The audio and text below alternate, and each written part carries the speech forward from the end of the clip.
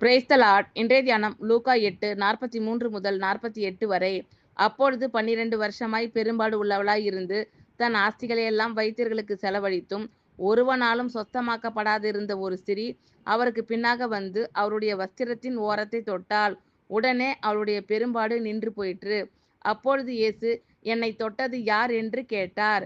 எங்களுக்கு தெரியாதென்று எல்லாரும் சொன்னபோது பேதுருவும் அவனுடனே கூட இருந்தவர்களும், ஐயரே, திரளான ஜனங்கள் உம்மை சூழ்ந்து நெருக்கிக் கொண்டிருக்கிறார்களே, என்னை தொட்டது யார் என்று எப்படி கேட்கிறீர் என்றார்கள். அதற்கு இயேசு, என்னிலிருந்து வல்லமை புறப்பட்டதை அறிந்திருக்கிறேன், ஆதலால் ஒருவர் என்னை தொட்டதுண்டு என்றார்.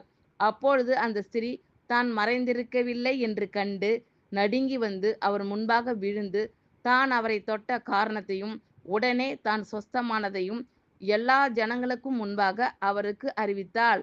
அவர் அவளை பார்த்து, மகளே, திடன்கொள், உன் விசுவாசம் உன்னை இரட்சித்தது, சமாதானத்தோடே போ என்றார்.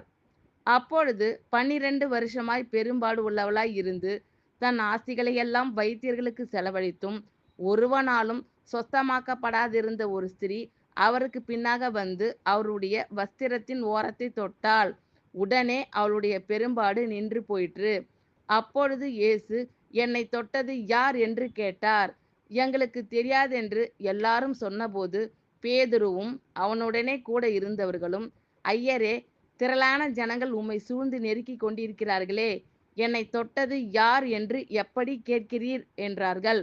அதற்கு இயேசு, என்னிலிருந்து வல்லமை புறப்பட்டதை அறிந்திருக்கிறேன், ஆதலால் ஒருவர் என்னை தொட்டதுண்டு என்றார். அப்பொழுது அந்த ஸ்திரீ தான் மறைந்திருக்கவில்லை என்று கண்டு நடுங்கி வந்து அவர் முன்பாக விழுந்து தான் அவரை தொட்ட காரணத்தையும் உடனே தான் சொஸ்தமானதையும் எல்லா ஜனங்களுக்கும் முன்பாக அவருக்கு அறிவித்தாள். அவர் அவளை பார்த்து, மகளே, திடன்கொள், உன் விசுவாசம் உன்னை இரட்சித்தது, சமாதானத்தோடே போ என்றார். ஆமென். Thank you lord. கர்த்தர் உங்கள் அனைவரையும் ஆசீர்வதிப்பாராக. God bless you all.